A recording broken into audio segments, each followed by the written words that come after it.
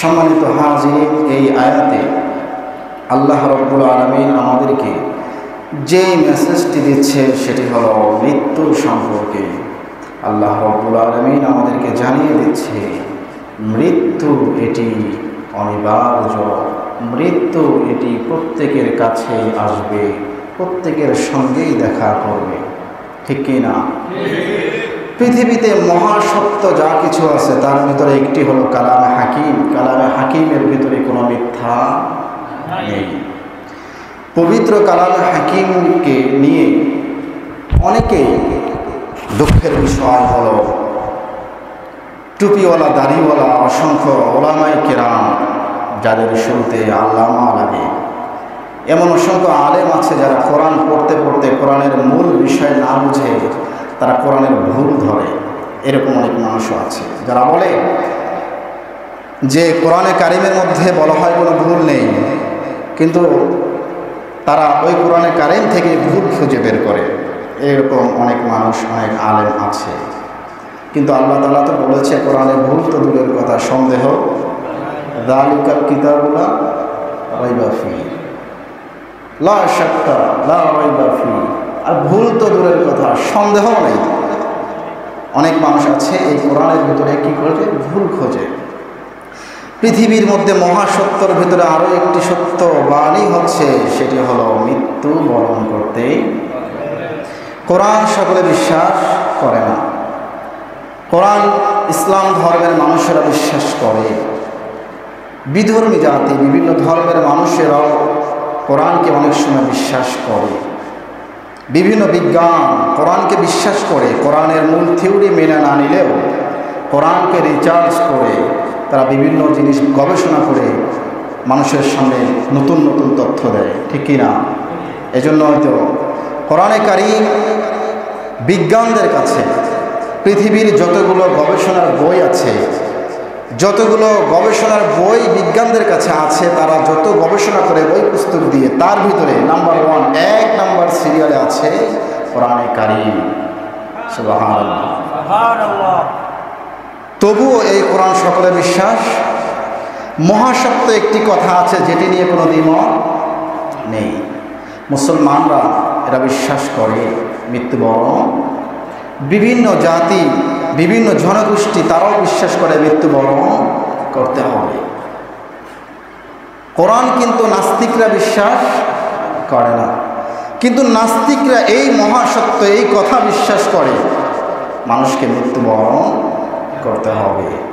সেই মৃত্যুর সাকারাত, সেই মৃত্যুর যন্ত্রণা সম্পর্কে আল্লাহ রাব্বুল আলামিন সূরাতুল কফের এই আয়াতের মধ্যে আলোচনা করছে। আল্লাহ রাব্বুল আলামিন বলেছেন ওয়াজাআত সাকরাতুল মাউতি বিল হাক্কি যালিকা মা কুনতা মিনহু তাহিদ। রব্বুল আলামিন বলছে সাকারাতের মৃত্যু, যন্ত্রণাদায়ক মৃত্যু প্রত্যেকের কাছেই হাজির হয়ে যাবে। সাকারাতের এই মৃত্যু, মৃত্যুর যন্ত্রণা প্রত্যেকের নিকটে আসবে।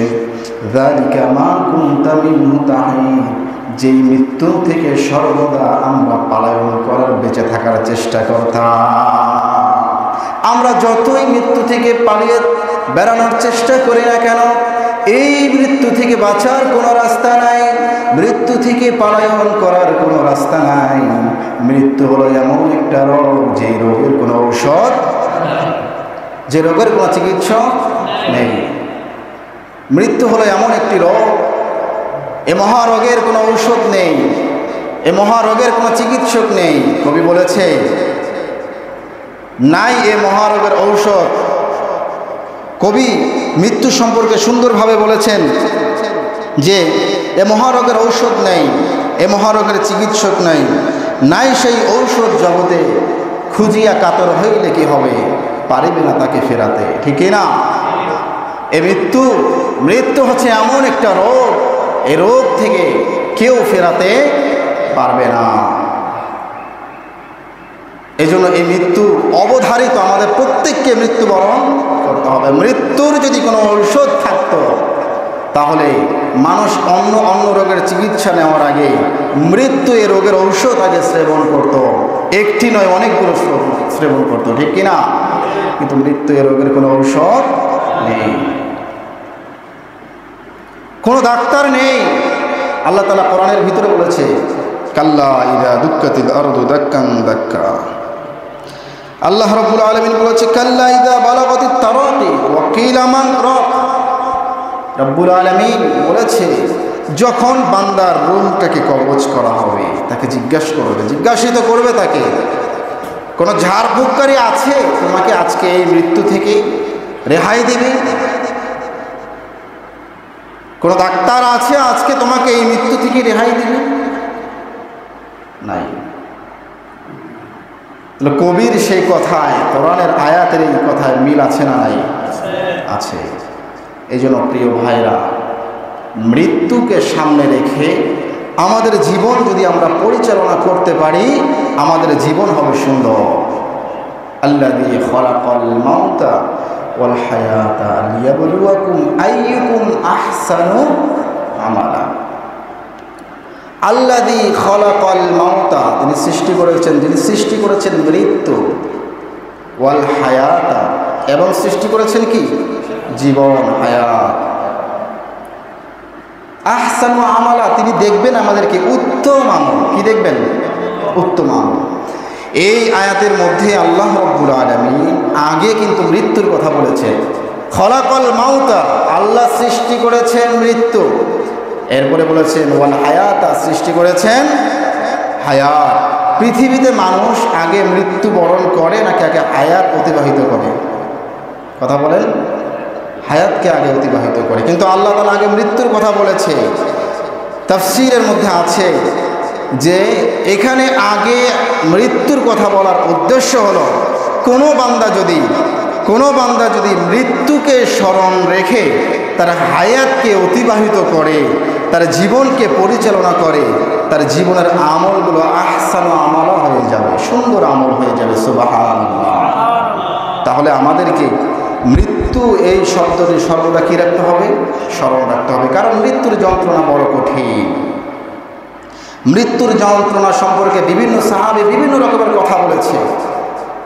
মৃত্যুর যন্ত্রণা কত কঠিন, পৃথিবীর ভিতরে এই যন্ত্রণা আর একটিও হতে পারে না। পৃথিবীর ভিতরে সর্বোচ্চ যন্ত্রণা হচ্ছে প্রসব বেদনার যন্ত্রণা, কিন্তু মৃত্যুর যন্ত্রণার কাছে এই প্রসব বেদনার যন্ত্রণা কোনো কিছুই নয়। প্রিয় ভাইরা, শাদ্দাদ বিন আউস রাদিয়াল্লাহু তাআলা আনহু তিনি বলেন, মৃত্যুর যন্ত্রণা হচ্ছে এমন এক জিনিস। শাদ্দাদ বিন আউস রাদিয়াল্লাহু তাআলা আনহু বলেন, মৃত্যুর যন্ত্রণা হচ্ছে এমন একটা জিনিস, যে যন্ত্রণা প্রত্যেককে অনুভব করতে হবে।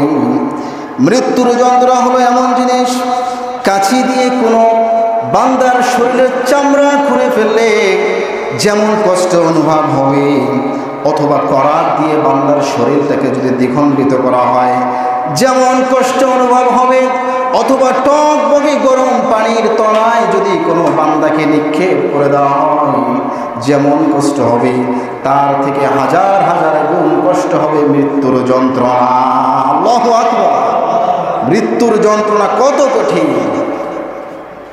আল্লাহর নবীর আরেকজন সাহাবী আনাস বিন মালিক রাদিয়াল্লাহু তাআলা আনহু বলেন, মৃত্যুর যন্ত্রণা হলো এমন এক জিনিস, 1000 তরবারি দিয়ে যদি কোনো বান্দার শরীরে একসঙ্গে আঘাত করা হয়, অথবা তরবারি দিয়ে যদি 1000টি আঘাত করা হয়, ওই বান্দার যেমন কষ্ট হবে তার থেকে বেশি কষ্ট হলো মৃত্যুর যন্ত্রণা।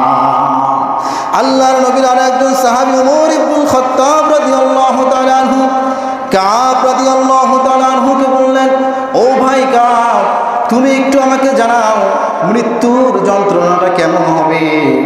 কাব রাদিয়াল্লাহু তাআলা আনহু বললেন, মৃত্যুর যন্ত্রণা হলো এমন, কোনো কাঁটাযুক্ত একটি গাছকে কোনো বান্দার পেটের মধ্যে ঢুকিয়ে দেওয়া হলো।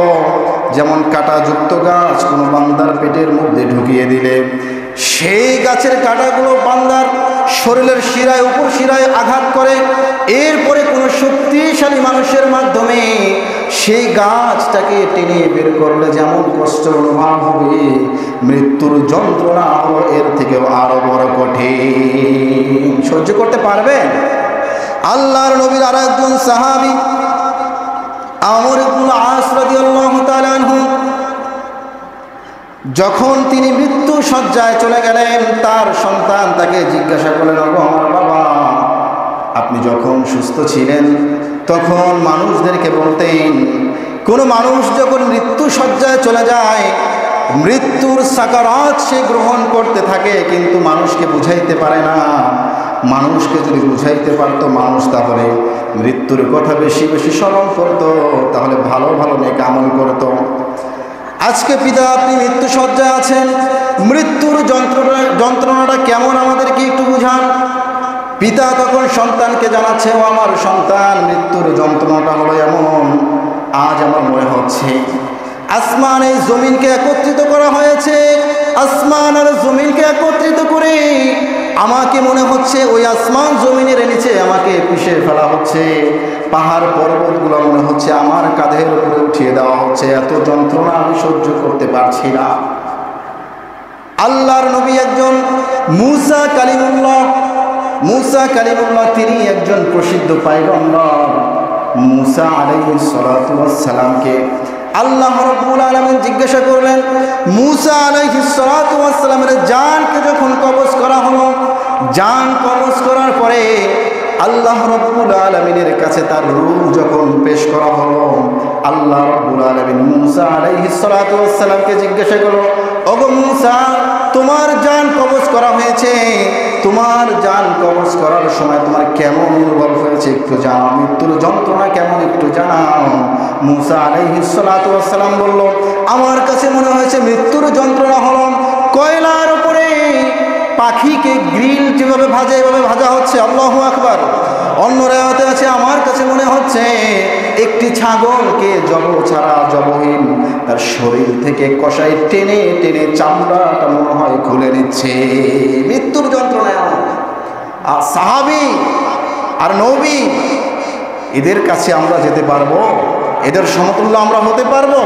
তাদের সাকারাত যদি এমন হয়, আমরা তো নগণ্য প্রতিনিয়ত গুনাহ করি, আমাদের সাকারাত না জানি কেমন হবে। এজন্য ভাই, আমাদেরকে মৃত্যুর চিন্তা করতে হবে। ইব্রাহিম আলাইহিস সালাতু ওয়াস সালাম আল্লাহ তাআলার আরো একজন পয়গম্বর, যাকে খলিলুল্লাহ বলা হয়। এই পয়গম্বর একবার মালাকুল মাউতকে বললেন, শোনেন, এখানে একটি কথা আপনাদেরকে জানিয়ে দেই। আজরাইল আমরা বলে থাকি, আজরাইল আলাইহিস সালাতু ওয়াস সালাম যিনি মানুষের রূহকে কবজ করেন তাকে বলা হয় আজরাইল আলাইহিস সালাম। এটা আমরা বলি, কোরআনে হাদিসে কোথাও এই রূহ কবজকারী ফেরেশতাকে আজরাইল বলা হয়? প্রত্যেকটি জায়গায় আপনি পাবেন মালাকুল মাউত। কি পাবেন? মালাকুল মাউত। অতএব এই আজরাইল এটা কিভাবে চলে আসছে বলা যায় না, কিন্তু মালাকুল মাউত আমরা কোরআন হাদিস থেকে মালাকুল মাউত ব্যবহার এই শব্দটির ব্যবহার পাই। তাহলে যিনি প্রত্যেকটা জিনিসের জীবন রূহকে কবজ করেন তার নাম কি? নাকি আজরাইল আলাইহিস সালাম? তার নাম কি? মালাকুল মাউত। ঠিক আছে, এই মালাকুল মাউতকে আল্লাহর পয়গম্বর খলিলুল্লাহ মালাকুল মাউতকে বললেন, ওগো মালাকুল মাউত, তুমি যখন বদকারের কাফের মুশরিক বা বেঈমান লোকদের জানকে কবজ করো, তখন তোমার চেহারার আকৃতিটা কেমন হয় আমি একটু দেখতে চাই। মালাকুল মাউত ইব্রাহিমকে বলে, ওগো আল্লাহর নবী ইব্রাহিম, তুমি সেই চেহারা দেখে তুমি ফিট থাকতে পারবে না। ইব্রাহিম বলল, মালাকুল মাউত, তবু আমি তোমার সেই চেহারা পরিদর্শন করতে চাই, তোমার সেই চেহারাটা আমাকে দেখাও। মালাকুল মাউত তার চেহারা দেখাইলেন, এমন কুৎসিত চেহারা দেখাইলেন এত দুর্গন্ধযুক্ত জামা একটা পরিধান করা ছিল, এত দুর্গন্ধ ছিল, পৃথিবীর মধ্যে এমন দুর্গন্ধ ইব্রাহিম আলাইহিস সালাতু ওয়াস সালাম আর কোথাও পায়নি। তার চক্ষু দিয়ে, তার নাক দিয়ে আর তার মুখ দিয়ে আগুনের লেলিহান শিখা বের হচ্ছিল। ইব্রাহিম নবী বলল, যদি কাফের আর মুশরিক আর বক্কার লোকদের জাহান্নামের আযাব দেখাতে হবে না, শুধুমাত্র মালাকুল মাউতের এই আকৃতি দেখতো, তাহলে কাফের মুশরিক আর বক্কাররা ফিট থাকতে পারো না, ঠিক থাকতে পারতো না, জ্ঞান হারিয়ে ফেলতো। তার চেহারা দেখার সঙ্গে সঙ্গেই যারা বক্কার তাদের চোখ উল্টে যায়। মৃত্যুর সময় অনেকের চোখ উল্টে যায়, আপনারা তো দেখেছেন অনেক, যে মৃত্যু যখন হয় এত পিপাসিত অনুভব হয় তার থেকে, গোটা পৃথিবীর আটলান্টিক মহাসাগরের পানিও যদি তার মুখের মধ্যে দেওয়া হয় মনে হয় তার পিপাসা দূর হবে না। এটার কারণ হলো এই মালাকুল মাউতকে দেখার সঙ্গে সঙ্গে তার এমন অবস্থা হয়, যে যেই মালাকুল মাউতকে দেখলে এমন অবস্থা হয়, সেই মালাকুল মাউত যখন জান কবজ করবে তখন কেমন অবস্থা হতে পারে। আল্লাহু আকবার।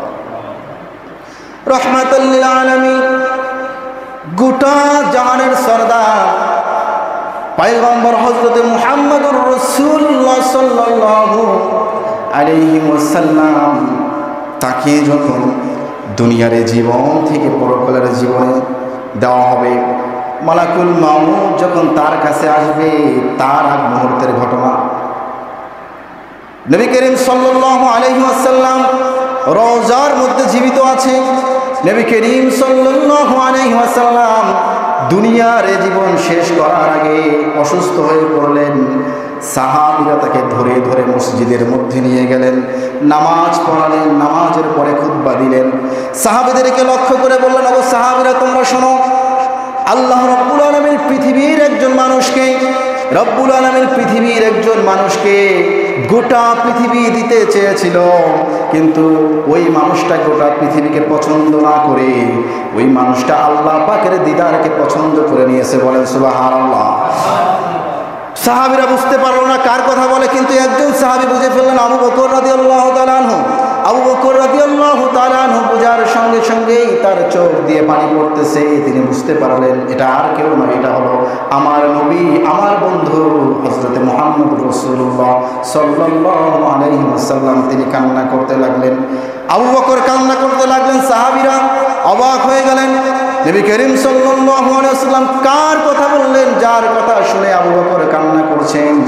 এর কিছুদিন পরে আল্লাহর নবীর জ্বর এসে গেল। আল্লাহর নবীর জ্বর আসার পরে এত পরিমাণ জ্বর আসলো, তিনি আসরের নামাজ পড়ানোর জন্য মসজিদে যাবেন, অজ্ঞান হয়ে গেলেন। সাহাবীরা তাকে ধরে ধরে মসজিদের মধ্যে নিয়ে গেলেন। মসজিদে গিয়ে তিনি নামাজ আদায় করলেন, সালাত আদায় করালেন। মাগরিবের সময় হয়ে গেল নামাজের। মৃত্যুর সাকারাতের যন্ত্রণা, মৃত্যুর যন্ত্রণা এত কঠিন, আল্লাহর নবী সাল্লাল্লাহু আলাইহি ওয়াসাল্লাম দুনিয়ার জীবন শেষ করবেন, মাগরিবের নামাজ পড়তে যাবেন, বারবার তিনি অজ্ঞান হয়ে যান। জ্ঞান ফেরার সঙ্গে সঙ্গে সাহাবীরা তাকে ধরে মসজিদে নিয়ে গেল। তিনি মাগরিবের নামাজ তিনি আদায় করলেন। এশারের সময় হয়ে গিয়েছে, এশারের নামাজের সময় হয়ে গিয়েছে। সাহাবীরা এশারের নামাজ পড়ার জন্য মসজিদে নববীতে হাজির হয়ে গিয়েছে। আল্লাহর নবী সাল্লাল্লাহু আলাইহি ওয়াসাল্লাম বারবার অজ্ঞান হয়ে পড়ছে। যখনই জ্ঞান ফিরে আবার অজ্ঞান হয়ে পড়ে যায়। এক পর্যায়ে জ্ঞান ফিরে আসলো, ওযু করলেন, মসজিদে যাবেন, এশারের সালাত আদায় করবেন। এশারের সালাত আদায় করার জন্য তিনি ওযু করলেন। ওযু করার সঙ্গে সঙ্গে তিনি আবার অজ্ঞান হয়ে পড়লেন, আবার জ্ঞান ফিরে আসলো। আল্লাহর নবী সাল্লাল্লাহু আলাইহি ওয়াসাল্লাম বুঝতে পারলেন আমি আর মসজিদের ভিতরে এখন ঢুকতে পারবো না। আল্লাহর নবী সাল্লাল্লাহু আলাইহি ওয়াসাল্লাম সাহাবীদেরকে বললেন, ও সাহাবী শুনে নাও, আবু বকর রাদিয়াল্লাহু তাআলা আনহু যদি মসজিদের মধ্যে এখন উপস্থিত থাকে, আবু বকর রাদিয়াল্লাহু তাআলা আনহুকে বলো নামাজ পড়াতে। আবু বকর রাদিয়াল্লাহু তাআলা আনহু জায়নামাজে দাঁড়িয়ে গেলেন, নামাজ পড়ানোর জন্য জায়নামাজে দাঁড়িয়ে গেলেন। জায়নামাজে দাঁড়ানোর সঙ্গে সঙ্গে আবু বকর রাদিয়াল্লাহু তাআলা আনহু এবং অন্য সাহাবীরা কান্না করতে লাগলেন, কারণ তারা বুঝতে পারলেন নবীজির উপস্থিত থাকা অবস্থায় আবু বকর যেহেতু আবু বকর যেহেতু নামাজে দাঁড়িয়ে গিয়েছে, তাহলে আমরা বুঝে ফেললাম এখন থেকে হয়তোবা আমরা নবীজির মুসল্লি হয়ে হারিয়ে গেলাম, আর নবীজির মুসল্লি থাকতে পারলাম না। আল্লাহু আকবার। আল্লাহ নবী সাল্লাল্লাহু আলাইহি ওয়াসাল্লামের মৃত্যুর আগে জ্বর আসলেন, ওফাতের আগে জ্বর আসলেন, অর্থাৎ দুনিয়ার জীবন ত্যাগ করার আগে জ্বর এসেছিলেন। আল্লাহ নবী সাকারাতের যন্ত্রণা সহ্য করতে না পারে বারবার পানির পাত্রের মধ্যে হাত দেন, বারবার মুখ থেকে সেই ঠান্ডা হাত দিয়ে মোচন করেন, চোখের ভিতরে লাগান, শরীরের ভিতরে লাগান, আর বলে লা ইলাহা ইল্লাল্লাহ, বলতে থাকে আল্লাহ ছাড়া কোনো মাবুদ নাই, আর বলতে থাকে মৃত্যুর যন্ত্রণা বড় কঠিন, ইন্না লিল মাউতি সাকারাতি, নিশ্চয় মৃত্যুর যন্ত্রণা বড় কঠিন। বলেন তো আল্লাহ নবী সাল্লাল্লাহু আলাইহি ওয়াসাল্লামের জিন্দেগিতে কোনো গুনাহ ছিল নাকি? আমার নবীর যদি মৃত্যুর সাকারাত এমন হয়ে থাকে, তাহলে আমার আপনার সাকারাতের যন্ত্রণাটা কেমন হবে? এই জন্য ভাই, মৃত্যুর আগে আমাদেরকে প্রস্তুতি গ্রহণ করতে হবে। সময় তো নাই। দেখেন, একটা মানুষ যখন মৃত্যুবরণ করে, সে মানুষটি মৃত্যুবরণ করার আগে কয়েকজন ফেরেশতা তাকে সতর্ক দিয়ে যায়, কয়েকটি সংবাদ দিয়ে যায়। নাম্বার 1, কোনো বান্দা যদি মৃত্যুবরণ করে মৃত্যুর আগে, 1 নাম্বার একটি ফেরেশতা এসে যায়, যে ফেরেশতা ওই বান্দার জন্য খাদ্য সরবরাহ করত, সেই ফেরেশতাটা ওই বান্দার কাছে হাজির হয়ে যায়। বান্দার কাছে হাজির হয়ে বলে আসসালামু আলাইকুম ওয়া রাহমাতুল্লাহ, বান্দাকে সালাম জানায়। সালাম জানানোর পরে বলে, গোটা দুনিয়ার একদিক থেকে, এক প্রান্ত থেকে আর এক প্রান্ত আমি ঘুরে আসলাম, আমি দেখতে পারলাম গোটা পৃথিবীর জমিনের মধ্যে তোমার জন্য কোথায় আর রিজিক নাই, অতএব তোমার মৃত্যুর সময় এসে গেছে, তুমি প্রস্তুতি গ্রহণ করো। এই কথা বলে ওই ফেরেশতা চলে যায়। রিজিক বন্ধ হয়ে যায়, কোনো খাবার খেতে পারে না। অনেক মানুষ আছে দেখবেন মৃত্যুর আগে খাবার বন্ধ হয়ে যায়, শুধু তরল জাতীয় পানি জাতীয় খাবারগুলো খেতে পারে। 2 নাম্বার একটা ফেরেশতা ওই বান্দার কাছে আসে, আসার পরে তাকে সালাম জানায়। সালাম জানানোর পরে বলে, ও বান্দা শুনে নাও, আমি হইলাম তোমার জন্য পানি সরবরাহকারী ফেরেশতা। গোটা দুনিয়ার এক প্রান্ত থেকে আর এক প্রান্ত তোমার জন্য আমি পানি খুঁজে দেখলাম, কোথাও তোমার জন্য পানি নাই, অতএব আজকে থেকে তোমার জন্য পানি বন্ধ, তোমার মৃত্যুর সময় এসে গেছে, তুমি মৃত্যুর জন্য প্রস্তুতি গ্রহণ করো। 3 নম্বরে একটি ফেরেশতা আসবে, যেই ফেরেশতা এসে তাকে সালাম জানাবে। সালাম জানিয়ে বলবে, আমি হইলাম তোমার পদযুগলের তত্ত্বাবধানকারী ফেরেশতা। জমিনের ভিতরে তুমি বিচরণ করতে, আমি গোটা দুনিয়ার এক প্রান্ত থেকে আর এক প্রান্ত ঘুরে দেখলাম, এই গোটা দুনিয়ার মধ্যে তোমার কদম ফালানোর মতো আর বিন্দু পরিমাণ কোনো জায়গা নাই, অতএব এই দুনিয়ার জমিনে তোমার জায়গা নাই, তুমি মৃত্যুর জন্য তৈরি হয়ে যাও। 4 নম্বরে একটি ফেরেশতা আসেন, আসার পরে তাকে বলেন, সালাম প্রদান করে, এরপরে বলে, আমি হইলাম তোমার শ্বাস প্রশ্বাস অক্সিজেন দেনওয়ালা ফেরেশতা, আমি অক্সিজেন সরবরাহ করতাম। গোটা দুনিয়ার এক প্রান্ত থেকে আর এক প্রান্ত আমি তালাশ করলাম, তোমার জন্য অক্সিজেন আমি খুঁজে পেলাম না, অতএব তোমার এই নিঃশ্বাস শ্বাস প্রশ্বাস বন্ধ হয়ে যাবে, মৃত্যুর প্রস্তুতি গ্রহণ করো। এই বলে সেই ফেরেশতা চলে যায়। এরপরে প্রত্যেকটা বান্দার সঙ্গে কিরামান কাতিবিন ফেরেশতা থাকে। সেই ফেরেশতারা জানায়, ওগো আল্লাহর বান্দা, তুমি শুনে নাও, আজকে থেকে আমাদের আর তোমার আমলগুলো লিখতে হবে না, তোমার ভালো আমল আর খারাপ আমল তুমি যাই করো না কেন সেটি লিখতে হবে না, আজকে থেকে আমাদের দায়িত্ব শেষ, আমরা বিদায় নিয়ে চলে গেলাম।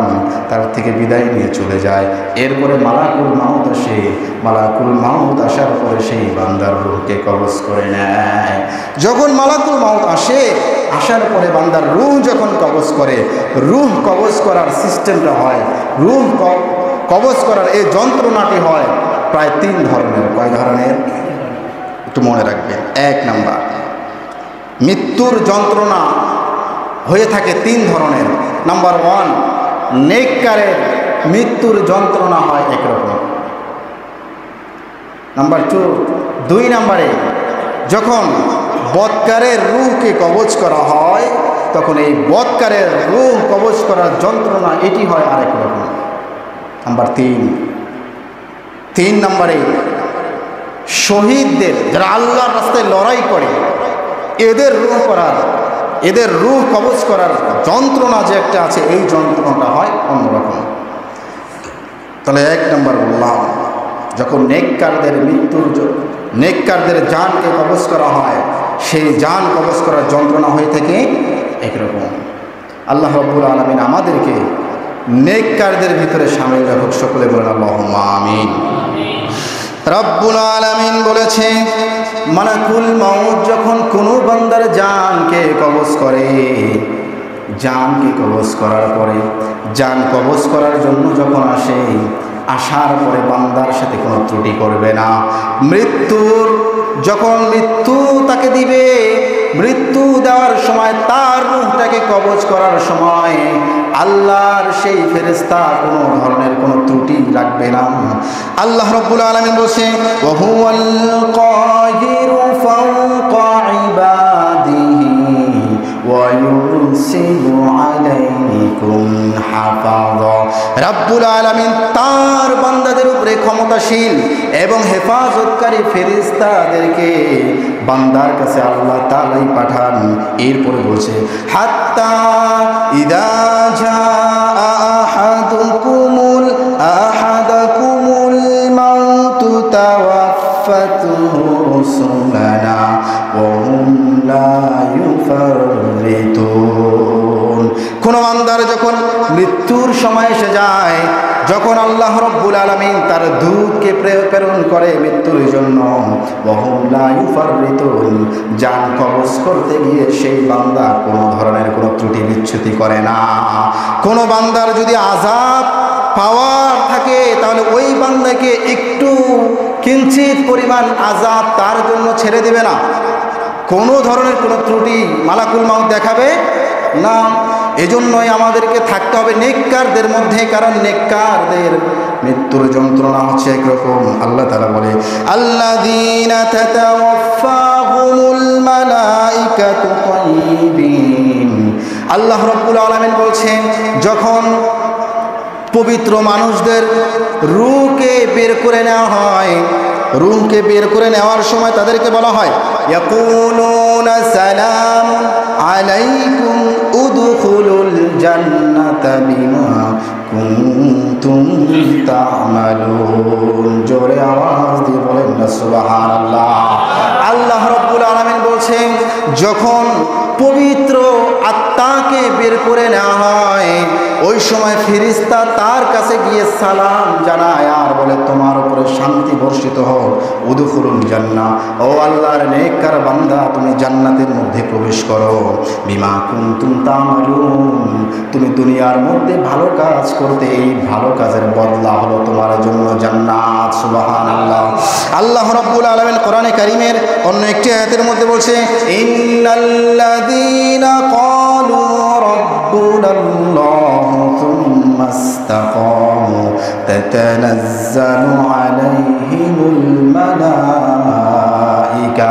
আল্লাহ রাব্বুল আলামিনের কোনো বান্দা যদি রবকে রব বলে স্বীকৃতি দেয় আর ইস্তেকামত থাকে, আমল ঠিকভাবে করে, আল্লাহ রাব্বুল আলামিন বলছে আল্লাহ তাখাফু, ওই বান্দার কোনো ভয় নাই, আল্লাহ তাহজানু, ওই বান্দার কোনো হতাশা নাই, ওয়াবশিরু বিল জান্নাহ, ওই বান্দাকে জান্নাতের সুসংবাদ দান করা হলো যা তাদেরকে ওয়াদা করা হয়েছিল। সুবহানাল্লাহ। তাহলে মৃত্যু, নেককারদের মৃত্যু হয় এমনভাবে, হাদিসের মধ্যে পাওয়া যায় নেককার যারা আছে এদের মৃত্যু হয় এমনভাবে, কোনো শিশু বাচ্চা যখন মায়ের দুগ্ধ পান করতে করতে কখন ঘুমিয়ে পড়ে মাও বলতে পারে না, শিশু বলতে পারে না।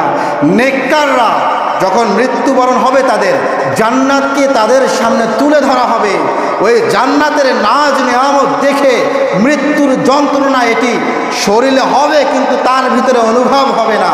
শিশু যেভাবে ঘুমিয়ে যায় বলতে পারে না, এই নেককার বান্দার রূহ কখন কবজ হবে সে নিজেও বলতে পারবে না। এই জন্য আমরা চাই আমাদের মৃত্যুটা হোক নেককারদের ভিতরে থেকে। কত মানুষ আছে নামাজের মধ্যে মৃত্যু হয়, সিজদায় মৃত্যু হয়, ঠিক কি না? আহা, কারি আব্দুল বাসেত খান, কারি আব্দুল বাসেত আল্লাহর কালাম পাক, আল্লাহ তাআলার কালামে হাকিম তিলাওয়াত করতে করতে তার মৃত্যু হয়েছে, ঠিক কি না? এগুলো হলো নেককারদের মৃত্যু। এই জন্য আমাদের চাওয়া পাওয়া থাকবে, আল্লাহ আপনি আমাদেরকে এই নেককারদের কাতারে শামিল রেখে আমাদেরকে মৃত্যু দিয়েন। আল্লাহ আপনি আমাদেরকে জায়নামাজে দাঁড়িয়ে, আল্লাহ আপনি আমাদেরকে সিজদারত থেকে আমাদেরকে মৃত্যু দান করুন, সকল আল্লাহুম্মা আমিন। তাহাজ্জুদের জায়নামাজে মরণ দিও আমায় প্রভু, একামতে দিনের কাজে কবুল করো আমায় প্রভু। তাহাজ্জুদের জায়নামাজে মরণ দিও আমায় প্রভু, একামতে দিনের কাজে কবুল করো আমায় প্রভু। সকলে বলুন আল্লাহুম্মা আমিন। আল্লাহ রাব্বুল আলামিন আমাদেরকে জায়নামাজে সিজদারত অবস্থায় থাকা অবস্থায় মৃত্যু দান করুন, সকলে বলুন আল্লাহুম্মা আমিন। এরপরে দেখেন বৎকারের মৃত্যু। সময় একেবারেই কম, তারপরেও আমি আমার আলোচনাটা শেষ করে দিই। বৎকারের মৃত্যুর যন্ত্রণাটা কেমন? আজকের তো আলোচনার বিষয়টাই ছিল মৃত্যুর যন্ত্রণাটা কেমন।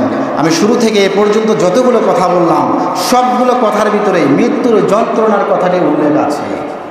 এই যে সাহাবীদের ঘটনা শোনালাম, সবগুলোর ভিতরে শুধুমাত্র মৃত্যুর কথাটাই, মৃত্যুর যন্ত্রণা, মৃত্যুবরণ করতে হবে এটি জানাইনি আপনাদেরকে আমি। মৃত্যুর যন্ত্রণাটা কেমন এটি অনুভব করাচ্ছি আপনাদেরকে আমি।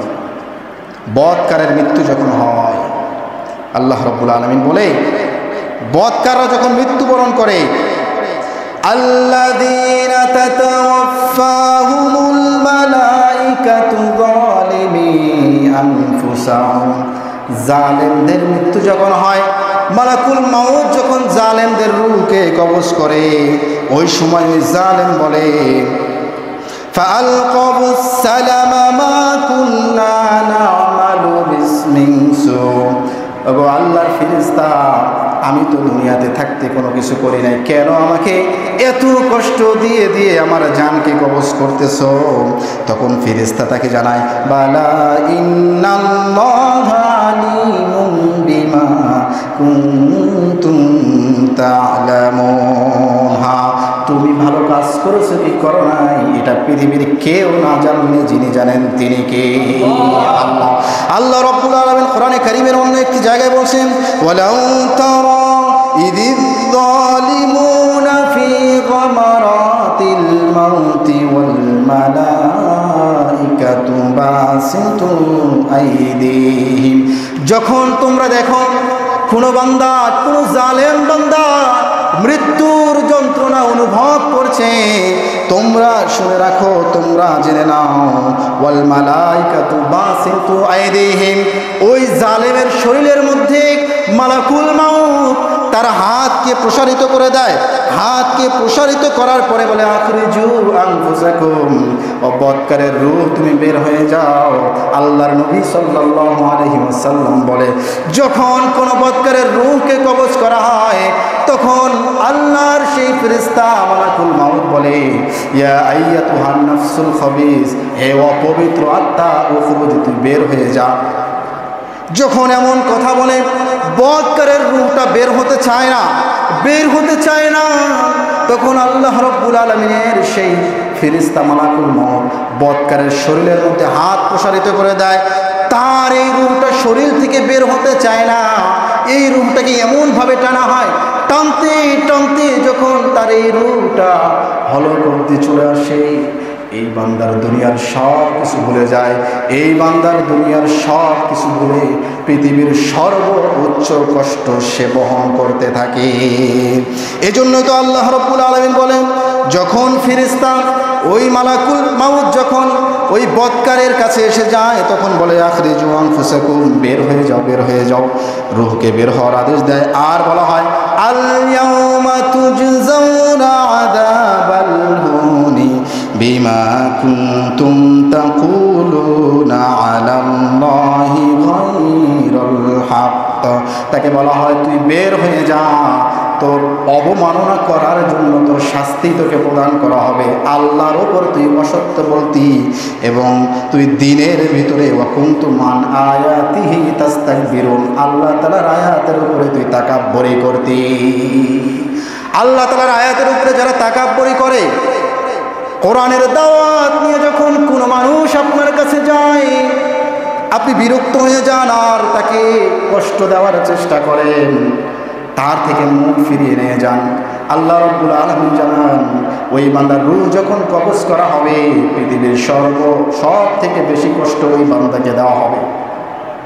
এজন্যই তো আমাদের কাছে বর্তমান সুদূর ঢাকা হতে একটি ওলামায়ে কেরামদের একটি তাবলীগ জামাত আমাদের মসজিদে এসেছে। তারা যদি আপনাদের কাছে কোনো দাওয়াত নিয়ে যায়, দাওয়াতটাকে সুন্দরভাবে গ্রহণ করার চেষ্টা করবেন। আল্লাহ তাআলা বলে, হাসরের ময়দানে যখন বিচার করা হবে, বান্দার হাতে যখন জাহান্নামের, বাম হাতে যখন জাহান্নামের টিকিটখানা তুলে দেওয়া হবে, বান্দা যখন জাহান্নামের দিকে যাবে, ওয়াসিকাল্লাযীনা কাফারু ইলা জাহান্নামা যুমারা, দলে দলে যখন জাহান্নামের দিকে যাবে, হাত্তা ইযা জাউহা ওয়া ফুতিহাত আবওয়াবুহা, জাহান্নামের দ্বারগুলো খুলে যাবে, জাহান্নামের সেই পাহারাদার ফেরেশতারা দরজাগুলো খুলে দেবে আর বলবে, ওয়াকালা লাহুম খাজানাতুহা আলাম ইয়াতিকুম রাসূলুম মিনকুম, তোমাদের কাছে কি কোনো রাসূল যায় নাই?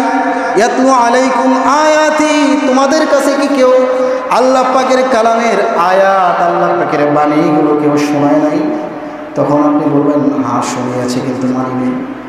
এই যে আমাদের কাছে কোরআনের কথা বলার জন্য আল্লাহর মেহমানরা এসেছে, তাদের কথা যখন আপনাদের কানে যাবে তা মানার চেষ্টা করবেন তো ইনশাআল্লাহ।